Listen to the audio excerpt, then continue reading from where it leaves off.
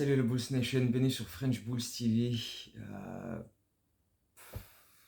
je sais, je sais pas quel âge vous avez, mais j'espère que vous êtes assez vieux pour avoir vu le film Food Irene et que vous aurez la référence.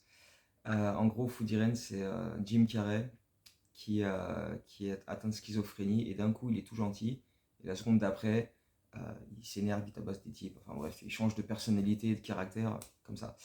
Et, et les Bulls me font un peu penser à ça en fait, parce que d'un match à l'autre, d'une semaine à l'autre, d'une mi-temps à l'autre, tu sais pas ce qui va se passer. Tu sais pas quelle équipe va se pointer sur le parquet. Est-ce que ça va être les Bulls agressifs, pleins d'énergie, qu'on a vu capables de battre les Bucks, capables de battre dernièrement les Nets, les Sixers, Utah, ou est-ce que ça va être l'équipe qui n'a rien à carrer, qui regarde le classement en se disant eux sont tout en bas, on va les taper facile, et qui pense que ça marche comme ça, et malgré tout, continue de se faire taper comme ça, hein, OKC, Houston, Orlando, euh, et c'est toujours la même chose, quoi. Donc là, on sort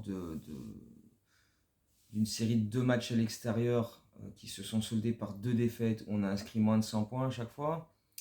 Euh, bon, à Boston, il n'y a rien de honteux de perdre à Boston, hein, c'est quand même assez logique, d'autant que la prestation n'était pas catastrophique. On s'est quand même donné une chance d'aller le chercher à la fin.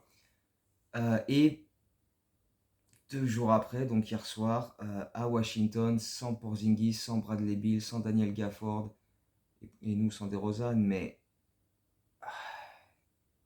je, peux, je vais pas gueuler, parce que d'une journée marre. Et puis j'ai la copine qui dort à côté, je vais pas la réveiller, pas retourner l'appart, je vais pas balancer de trucs. Mais l'envie, il y est quand même, hein. Bref, qu'est-ce qu'on peut dire? Qu'est-ce qu'on peut dire? Le match à Boston, bah en fait, ouais, voilà, il y a rien de honteux de perdre à Boston, hein, parce que déjà, c'est une meilleure équipe. Et puis sur le match en lui-même, ils ont été au-dessus au niveau de l'exécution offensive, au niveau de leur défense aussi, ils ont été tout simplement au-dessus de nous, quoi. Ils nous ont bien freiné, ils nous ont empêché d'aller sur nos shoots favoris. On a eu très peu l'opportunité d'accéder au cercle, surtout en première mi-temps. On a eu très peu de lancers francs, puisqu'ils ont et très peu d'opportunités d'aller au cercle, comme je disais, parce que ils ont très bien défendu sur nos drives, ils se sont imposés physiquement, malgré Marcus Smart qui était absent pour eux, ce qui est toujours un problème, parce que c'est un excellent défenseur, mais ils ont trouvé d'autres moyens. Derrick White, voilà, quand tu arrives à sortir des Derrick White du banc pour mettre en meneur titulaire, c'est quand même pas rien, c'est quand même un sacré luxe. Donc on n'a jamais vraiment eu beaucoup d'espace pour opérer dans ce match-là. Les rares fois où on a réussi à accéder jusqu'au cercle, on se faisait bâcher par Rob Williams. Euh, on avait très peu de solutions de passe sur les Dravenki, qui avait pas de mouvement parce que, voilà, c'était un petit peu compliqué. C'est pas tant que notre attaque était mauvaise, mais ils ont vraiment fait le taf qu'il fallait pour la perturber, qu'on nous forçait à prendre des shoots qu'on n'aime pas forcément. On n'a pas été particulièrement adroit à 3 points. On a shooté de mémoire 36%, ce qui, ou 34%, ce qui n'est pas immonde, mais c'est pas non plus, voilà, c'est pas fantastique.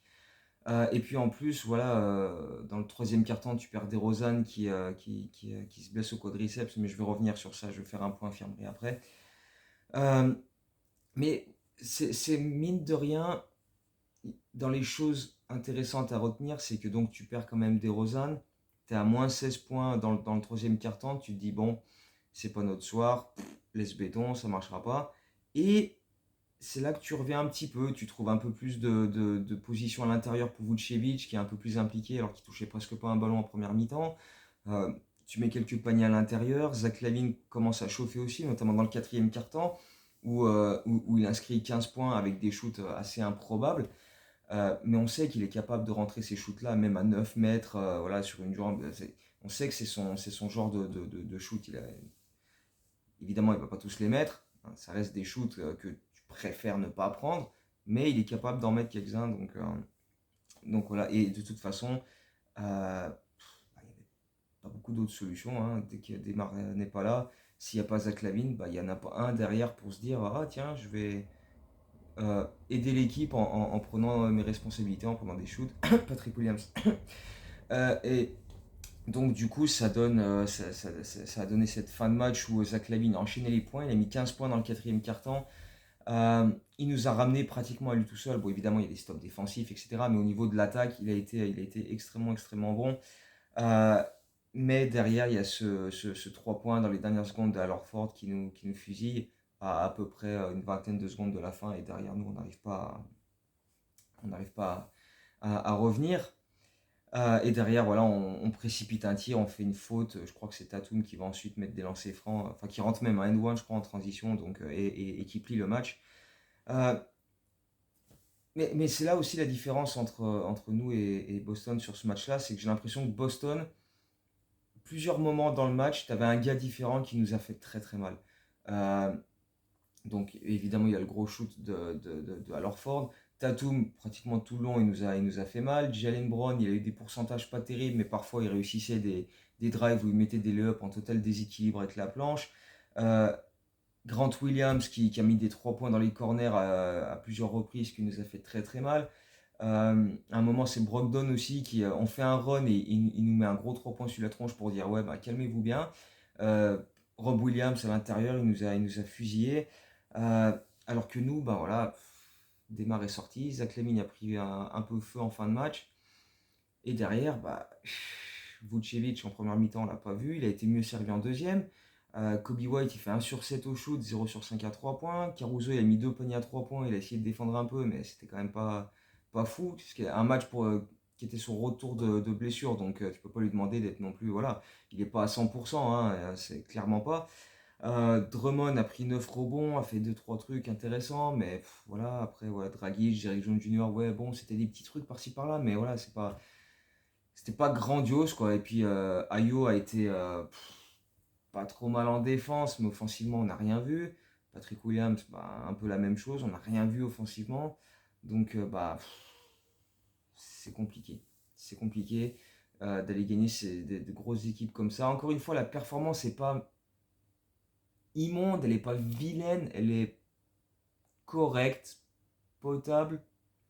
Mais face à une équipe comme Boston, bah, ça suffit pas. Il faut sortir le gros match et on n'a pas été capable de le faire à plusieurs niveaux, quoi. On était là à peu près, tu vois, on était à peu près ouais, correct, bien, mais Boston, ils étaient là, tu vois, dans l'exécution offensive, dans l'application des schémas en défense, les rotations, la protection du cercle, etc. Ils étaient largement au-dessus de nous, donc c'est, on a perdu ce match de, je sais plus le score exact, 5-6 points.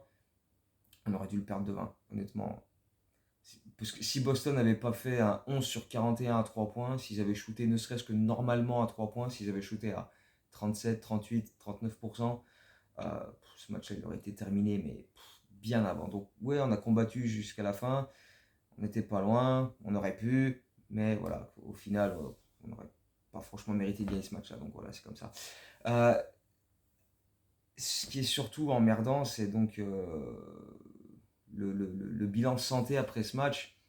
Parce qu'on nous a appris mercredi, donc hier, Javonte Green allait devoir se faire opérer du genou.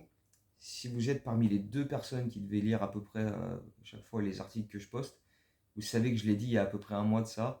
Quand il s'est blessé début décembre, j'ai dit les Bulls disent que c'est pas très grave, ça va prendre quelques jours, mais à tous les coups, avec leur com, il va devoir se faire opérer dans pas longtemps. Je l'ai écrit, vous pouvez le retrouver.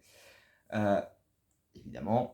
Donc Javonte Green, à ce moment-là, à sa première blessure en décembre, son hématome au genou droit, il a loupé 3 matchs. Il est revenu pour 3 matchs. Il en a loupé 5. Il en a rejoué 3. Il en a reloupé 5. Et là, bah, du coup, il va louper encore un petit moment. Donc c'est pas une grosse opération. Parce qu'il n'y a rien de. Il n'a pas les ligaments du genou qui sont déchirés ou tordus ou quoi que ce soit. C'est pas un truc où il va être absent 6 mois slash 1 an et demi à la Lonzo Ball. C'est un truc plus de nettoyage. En gros, ils ouvrent, ils enlèvent des petits fragments autour du cartilage, ils nettoient le cartilage et ça diminue ça atténue la douleur et ça améliore l'état du genou de manière générale, quoi. Et donc ça, bah, le temps que la cicatrice se referme, il y en a pour à peu près 2 semaines. donc qui va être réévalué d'ici 2 semaines environ. Et après, réathlétisation, retour à la compétition. On connaît les Bulls, hein, on va pas trop tabler sur des dates non plus. On peut peut-être dire, allez, deuxième quinzaine de février, dans le meilleur des cas. Dans la, dans la logique des Bulls, il sera là pour fin mars, début avril. Bref, voilà, on va avoir Javonte Green absent au moins un mois, minimum sûr. Et après, on verra. Donc, il sera évidemment pas à Paris la semaine prochaine. Et c'est bien, bien dommage. Ça aurait été vraiment, vraiment cool de le voir là-bas. Mais c'est comme ça. Et un autre qui, à l'heure actuelle, est encore un petit peu incertain pour Paris et qui a été ménagé hier soir à Washington, c'est DeMar DeRozan qui est donc sorti dans le troisième quart-temps à Boston. Au départ, c'est une glissade où il se fait mal derrière la cuisse droite, donc au quadriceps. Euh, il rejoue un peu pendant 2-3 minutes, puis après il part au vestiaire au premier temps mort, il fait non, non, je peux plus. Et il nous explique après le match que ça fait 8 matchs qu'il joue avec une douleur derrière le quadriceps. Donc déjà le mec costaud, parce que, et en plus quand tu repenses aux matchs qu'il a fait, hein, les matchs contre les Bucks, etc., enfin contre les Nets aussi, les matchs à 40 et quelques points, tu te dis quand même, quand même. Là franchement, chapeau, tu vois. T'as des mecs, ils ont mal au pouce, ils disent coach, je veux pas jouer. Démarre, il a mal au quadriceps, il fait des matchs à 40 points, il s'en bat les couilles. Propre. Mec dure au mal, il serre les dents, il n'y a pas de problème quoi. Mais là, ça devenait trop douloureux, donc du coup, par précaution, ils l'ont pas fait jouer à Washington. On ne sait pas trop ce que ça va donner sur les prochains jours. Est-ce que par précaution, il va également louper euh, OKC vendredi? Est-ce qu'il va louper Golden State dimanche? Sachant que il est à 2 matchs des 1000 matchs disputés en saison régulière. Donc si il loupe OKC, mais qui joue Golden State et le match à Paris, le match à Paris sera son 1000e match de saison régulière NBA. Ce qui est quand même plutôt classe de fêter tes 1000 matchs NBA à Paris, ce qui n'a évidemment jamais été fait par personne d'autre, puisque voilà, les matchs à Paris, il n'y en a pas 50. Et voilà, que ça tombe sur ton 1000e match, c'est quand même pas mal. Donc à voir comment ça va se dérouler à ce niveau-là pour lui. Euh, Sachant aussi que depuis sa draft en 2009, il est le joueur qui a disputé le plus de matchs NBA. Parce que voilà, il n'est jamais blessé gravement, il n'a jamais loupé 6 mois pour une opération, il a jamais, tu vois, c'est un match par-ci, un match par-là. L'an dernier, il a été mis au repos 2 matchs et il en a loupé 3 pour le Covid. Mais le reste, voilà, il est là, quoi. Tous les ans, il joue quasiment tous les matchs, quoi. Donc, euh, donc voilà, pratiquement les 1000 matchs pour DeRozan. Donc si c'est pas à Paris, ce sera juste après, parce qu'on reçoit Atlanta quand les Bulls retournent aux USA.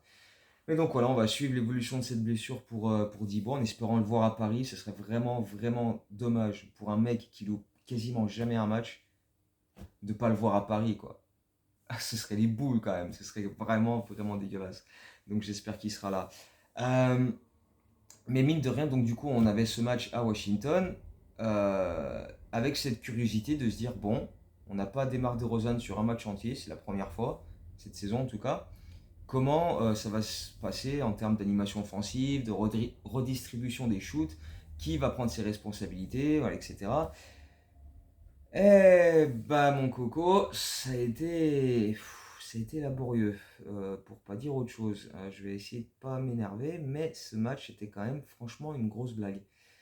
Euh, d'entrée, hein, d'entrée, tu comprends que ça va être la misère quand Taj Gibson te domine à l'intérieur et t'enchaîne les points sur la tronche avec des N1, avec des rebonds offensifs, etc. Parce que donc je rappelle que les Wizards étaient sans Porzingis, sans Daniel Gafford. Donc tu te dis, on va les bouffer à l'intérieur. Ils n'ont pas beaucoup de taille. Il y a moyen. Eh non. Mais non, ça, ce serait trop facile. Ça, ce serait les Bulls version schizophrène, mais bien, tu vois. Mais là, non, non. Là, on était tombé sur les Bulls schizophrène version. Parce que, ben, pas du tout. Pas du tout, en fait. Et en plus, donc, voilà, on se prend. On défend aucun drive. Donc, les mecs, ils attaquent le cercle, ils nous mettent des points à l'intérieur d'entrée de match. Là, toutes les possessions. Ah, ok, bon, il y va, d'accord. Nous, pendant ce temps-là, on shoot à 3 points dans tous les sens, il n'y a rien qui rentre. On ne met pas un panier dans les 3 premières minutes du match. Il faut attendre un 3 points de Zach LaVine pour commencer à enfin alimenter le tableau d'affichage. Derrière, on trouve un peu plus de rythme, on a quelques contre-attaques, il y a un dunk de Patrick Williams, il y a deux, trois petites actions comme ça. Euh, En fait, on est monté un petit peu en puissance dans ce quart-temps, dans le premier quart, on a défendu un peu mieux. C'était pas foufou, hein, mais on a défendu un peu mieux. Euh, et on a pris un peu de retard, on était quand même derrière. Non, on a fini le quart, on était devant, on menait 25-29 parce qu'on a quand même mieux fini le quart-temps. Mais derrière, on a décidé de s'aborder tout ça. Tiens, on est sur un bon moment, on est sur un momentum sympa. Là, on redevient, là, on change de personnalité et on décide de faire des fautes totalement débiles en sautant sur absolument toutes les feintes. Il y a Anthony Gill qui a dû mettre 3 paniers à 3 points dans toute la saison. Il était derrière la ligne à 3 points. Normalement, laisse-le faire. Tu mets juste tu restes à 1 mètre, tu mets ta main en opposition, tu pourrais empêcher qu'il drive. Non. Là, hop, feinte à 3 points, Drummond. L'autre, il se jette dedans, boum, faute, 3 lancers francs. Drummond, ça s'est vu direct sur sa tronche. Il en avait rien à carrer d'être sur ce match-là. Direct. Il a fait 4 fautes en 3 minutes et s'il avait pu sortir pour 6 fautes 2 minutes plus tard, je pense il serait allé au vestiaire, pris la douche, il serait vite reparti à l'hôtel direct. Il en avait rien à battre. C'était clair et net. Ça se voyait sur sa tronche. Il préférait être partout, mais pas ici. Partout ailleurs, mais pas au match, quoi. Des fautes, mais dégueulasses, offensives, avec des écrans trop appuyés. De l'autre côté, il saute sur toutes les feintes, il met des mains dans les tronches des types. Il est remplacé par Derrick Jones Jr. qui fait 2 fautes en 2 minutes aussi. Donc voilà, on a sauté sur toutes les feintes. N'importe quel type qui avait la balle, il n'y avait aucune solution autour de lui. Les mecs étaient complètement à l'opposé, gardés par les types. Il était là, qu'est-ce que je fais? Oh, je vais faire une feinte. Oh, le mec il va sauter, boum, hop, faute, lancé. Voilà.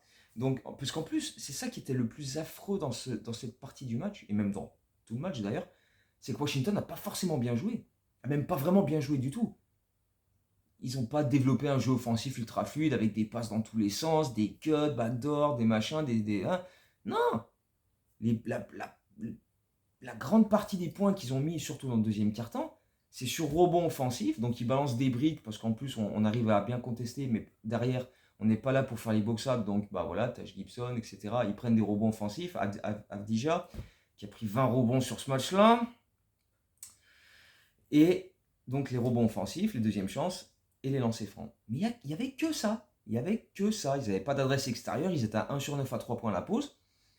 Et malgré tout, au milieu du deuxième quart-temps, on était au coude à coude, quoi. Parce qu'on arrivait à rien foutre de l'autre côté. Donc il a fallu que Zach LaVine dise, bon, ben, puisque personne ne veut en foutre une, moi je vais me sortir les dos du cul. Deux N1 de suite. Il met un gros panier à 3 points. Il fait un drive, il ressort sur Kobe White qui met un panier à 3 points. Et là, ça lance les Bulls. Et comme au premier quart-temps, on finit mieux que Washington. Et on prend une grosse avance. On arrive quand même à mener de 13 points à la pause, juste sur un gros run sur les 4 dernières minutes à peu près du deuxième quart-temps. Alors que juste avant, bah, on était au coude à coude avec cette équipe qui arrivait rien à mettre en place, quoi. Mais on leur a donné des secondes chances dans tous les sens. Donc voilà, avec Anthony Gill, avec le mec, il a joué intérieur sur ce match-là, il a défendu sur Vucevic, etc. Il fait 2 m 1. Il est sorti du banc, il a mis 19 points. Donc, il y a une stat de Casey Johnson qui est le meilleur insider pour parler des Bulls. Il dit donc, ce mec-là, Anthony Gill, a mis 19 points en sortie de banc aujourd'hui. Entre le 3 décembre et ce match-là, il a cumulé 18 points en sortie de banc. Donc voilà. Mais ce jour-là, il a décidé, voilà, il allait nous poutrer, donc il nous a poutré. Donc voilà, donc on a mené de 59-46 à la pause. Grâce à ce run, sans être brillant, tu vois, on n'a pas forcément fait des trucs de fou, mais sur 3-4 minutes, on a rentré quelques shoots et ça a suffi. Et au retour des vestiaires, pareil, encore une fois, changement de personnalité, changement de... Là, plus rien. Plus rien. Mais plus rien de plus rien. C'est-à-dire qu'en première mi-temps, on a limité Washington à 46 points, ce qui est notre record cette saison du plus faible nombre de points encaissés en première mi-temps, 46 points. Et au troisième quart-temps, Washington en a mis 41. Ils ont commencé à rentrer des 3 points dans tous les sens, alors qu'ils n'en mettaient pas un. Comme je disais, ils étaient à 1 sur 9 à la pause. Les rebonds offensifs, et nous on fait des fautes débiles, on leur donne des lancers francs, etc. Ils signent un 21-5, un run 21-5 pour égaliser, alors qu'on menait de 16 points. Hein. On menait de 13 points à la pause, on a mis 3 points au début du troisième quart, on menait de 16 points. Et en l'espace de 5 minutes, ces 16 points, et ben c'est devenu plus 2 pour Washington. Qu'est-ce que Maurice qui rentre des shoots dans tous les sens. Le mec, pareil, il s'est dit tiens, aujourd'hui, je vais tous les rentrer. Et puis, bah, forcément, comme ils font ce run-là, ils prennent confiance. Ils défendent de plus en plus dur. Tu vois, ils coupent un peu les lignes de passe. Nous, on fait n'importe quoi. On ne trouve pas d'espace pour aller au cercle. On précipite des shoots dans tous les sens. On perd des ballons, mais débiles. Des passes, mais ridicules. Des shoots tout aussi dégueulasses.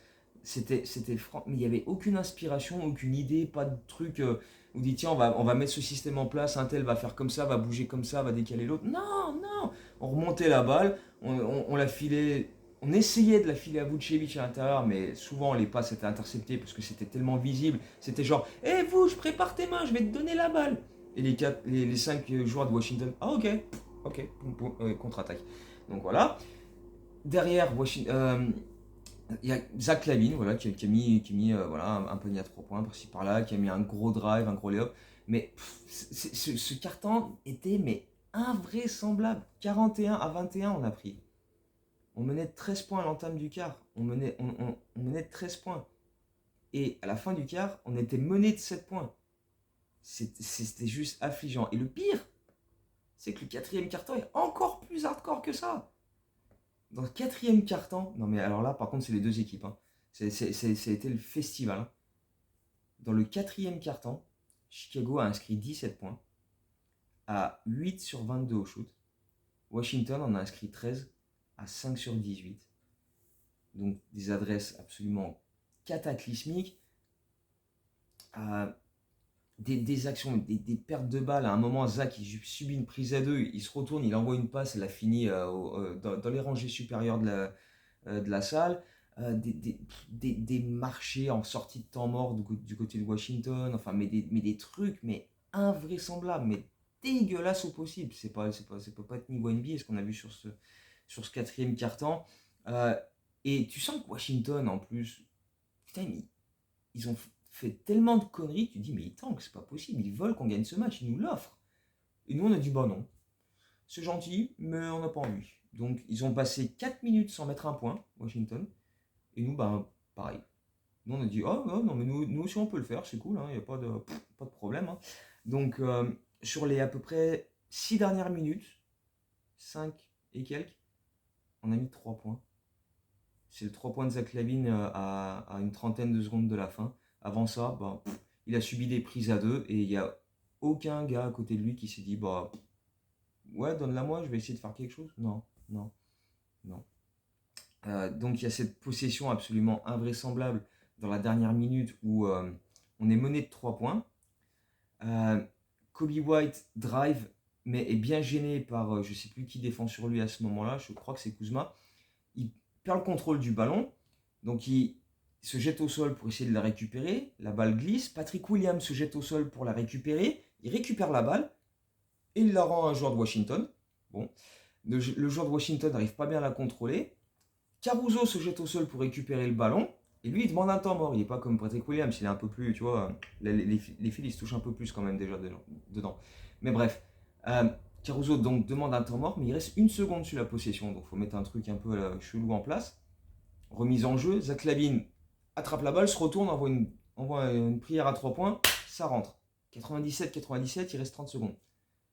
Derrière, Kuzma temporise. Et là, les Bulls ont une faute encore à faire avant que la prochaine envoie l'équipe adverse au lancer franc. Donc tu te dis, bon, ils temporisent, mais dès que Kuzma va s'approcher, ils vont faire faute pour casser l'action, et après Washington aura une remise en jeu avec moins de temps sur le chrono, et là on ne devra plus faire faute, mais mieux défendre. Non. Pourquoi ? Bah non, on n'a pas envie de gagner ce match. Donc du coup, On laisse Kuzma prendre ce shoot à 3 points qui rentre, parce qu'évidemment qu'il rentre. D'ailleurs, c'est son seul 3 points du match. Hein. Et derrière, il reste 5,7 secondes. On prend un temps mort, on met un truc en place.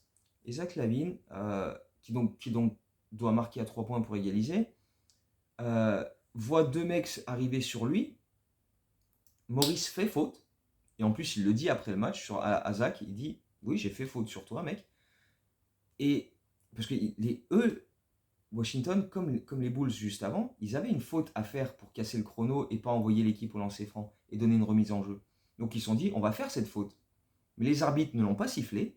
Zach, lui, il a cru que les arbitres allaient siffler, ce qui est complètement con, parce que ils n'ont pas sifflé, donc non. Il a continué son action, il a fait 2 pas après la ligne à 3 points, il a pris un shoot mid-range qui servait donc plus à rien à ce moment-là. Mais il était persuadé qu'il allait avoir la faute, donc il a dit, je vais jouer la continuation. Et si je mets mon shoot à 2 points et que la faute est sifflée, ça me fait un lancer, je peux éventuellement égaliser.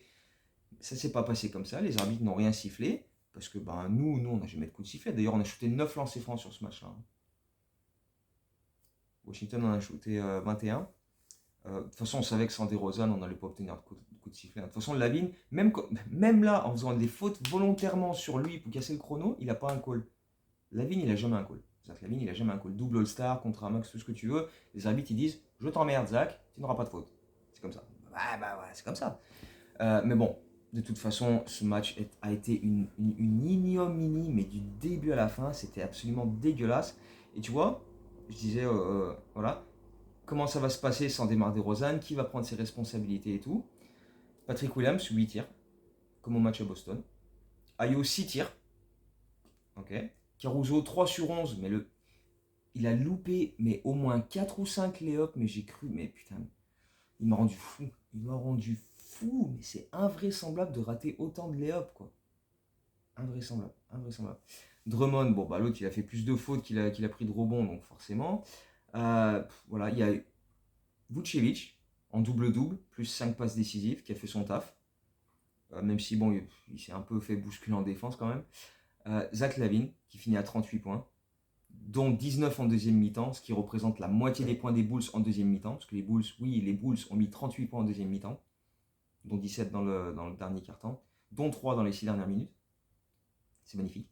Et Kobe White.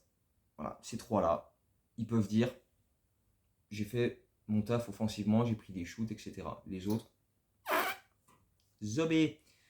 Donc on va pas tous les énumérer, hein, il suffit juste de, voilà, tiens, il y a qui dans cet effectif? Lui, il a fait de la merde. Lui, il a fait de la merde. Non, voilà, c'est pas compliqué. Donc, un match à Washington où, ok, on n'a pas des Rosan ni Green, mais bon, on reste quand même supérieur à cette équipe de Washington où il manque Bill, Porzingis, Gafford, etc.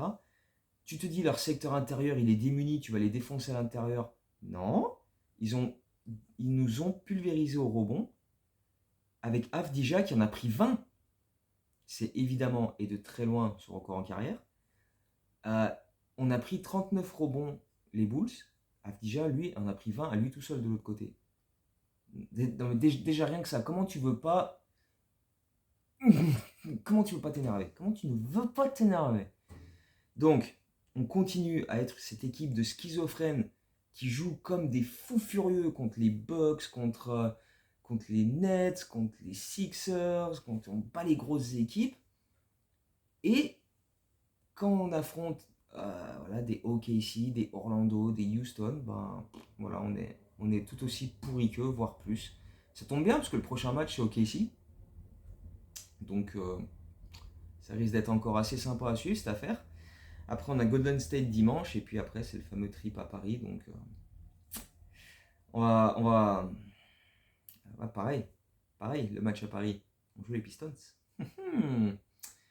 Ça va être quelque chose encore ce match-là. Donc bon, si vous êtes au match à Paris, dites-le moi, on essaiera de se croiser, de faire une espèce de petit meet-up là-bas, le jour ou le lendemain ou la veille, suivant comment vous êtes sur Paris. Moi j'y arrive le mardi, donc voilà. Bref, on va essayer de s'organiser quelque chose comme ça.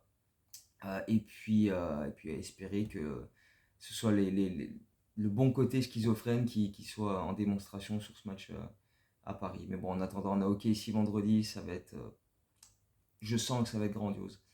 Et puis, ben, Golden State dimanche. Donc, en espérant que ces matchs-là tournent bien, parce que là, moi, faut que je me calme. On a déjà une demi-heure de vidéo pour deux matchs dégueulasses où on n'a pas mis 100 points sur aucun des deux. Donc, on va arrêter là. Bref, portez-vous bien. À très bientôt. Go Bulls. Ciao.